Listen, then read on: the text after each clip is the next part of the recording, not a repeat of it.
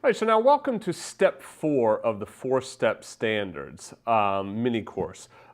In this step 4, we're going to talk about improvisation over someone to watch over me.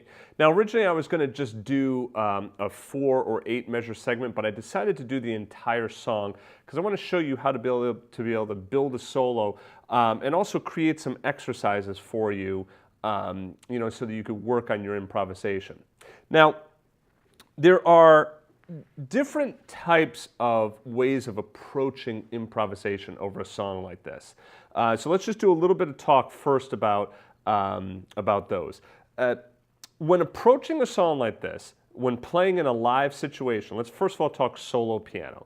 Solo piano, you could play it much more rubato, and by the way, I'm utilizing just the easy chord shells and stuff just to make it simple. We're going to focus on improvisation, not like big voicings and stuff, just simple improv, all right? So if we just take our simple chord shells here and we just do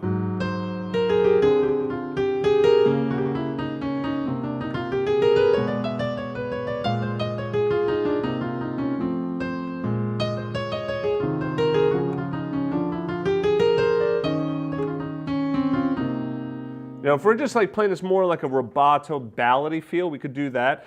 Don't forget, we can of course add in some stuff in the left hand. So like we could start.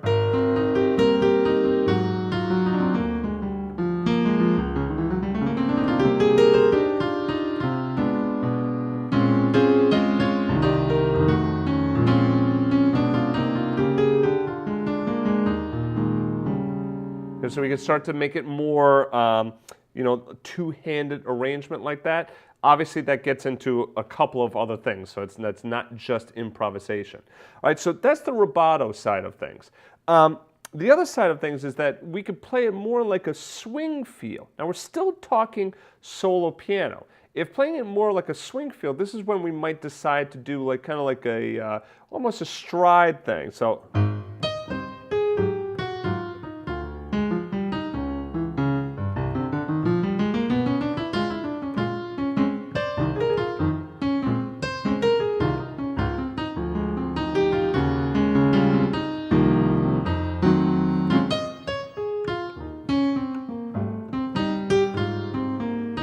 Okay, so you hear that's more, more of a swing feel. All right, still solo piano. Rubato feel, or more of a swing feel. In a group setting, the same thing happens, but we're going to approach it differently as a pianist. If we have a bass player underneath us, we're not going to be hitting those, we're not going to be hitting a lot of that roots or root 5s in the left hand and then going to the chord. Right? If we're going to do a swing feel, this is where we do more of those rootless chord voicing.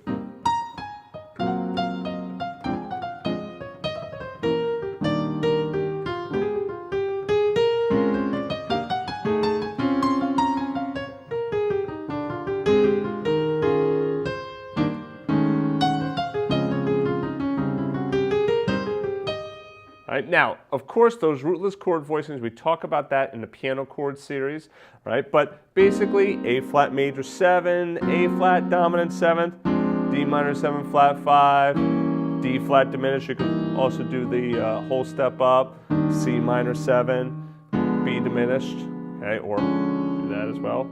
B flat minor 6 or B flat minor, B flat minor 6 or B flat minor 7. Either or, okay? So you could try working on those rootless chord voicings in the left hand. Now, the other thing is that, well, what happens if you're doing more of a rubato feel with the band?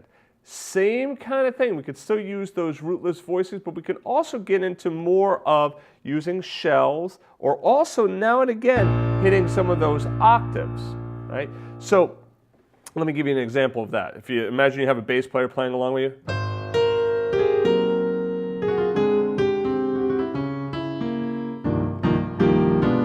See how I can bring in some chords?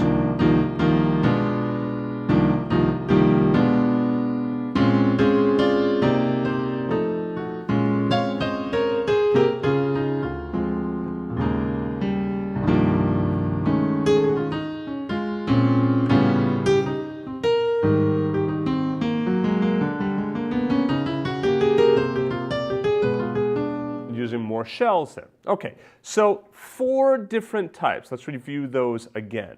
We have playing more rubato when we're playing solo piano. That's like more of the, you can almost think of this, I hate to use the word flowery, but it's more of that.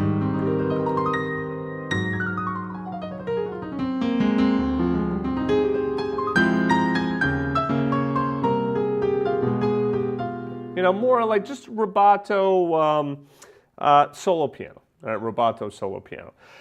We can also do the kind of the stride thing with the solo piano, right? So that's where we hit the root, chord, you know, and then go on from there, and then, you know, improvise over that. There are other things that we could do in solo piano, right? But think of it as more of a rubato feel or more in time swing feel. Right? Same thing with playing with a group. We could think of it as more of a rubato feel, but when playing rubato with a group, remember that the bass player is really going to be taking care of a lot of that low end, so we don't want to you know, interfere with what the bass player was doing. Same thing with swing. Right? So like we can play these rootless chord voicings like I was showing you. All right, so now why do I bring this up? You might be wondering that. The main reason I'm bringing this up is that when playing a gig, somebody calls a tune, someone will watch over me. And then you might start the tune and you might end up playing the song, you know, rubato.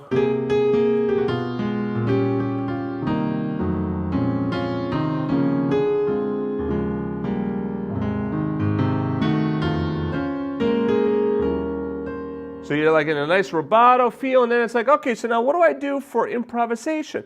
A lot of times, younger players, newer players will get right into a swing thing, and it kind of makes it lose some of the, I don't know, just some of the romance of the song, in my opinion. Okay, now if that's what you want to do, that, I mean, that's fine.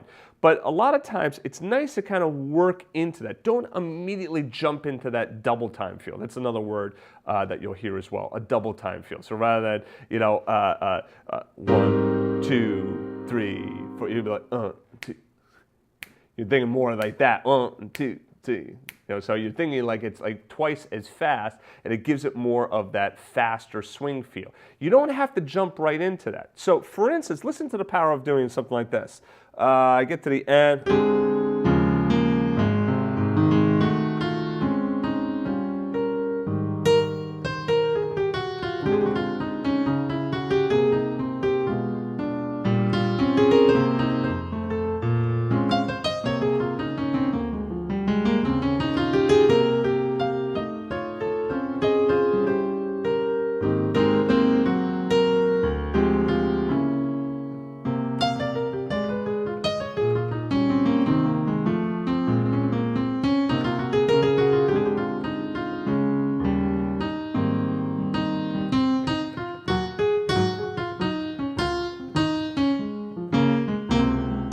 So now here you feel that swing feel.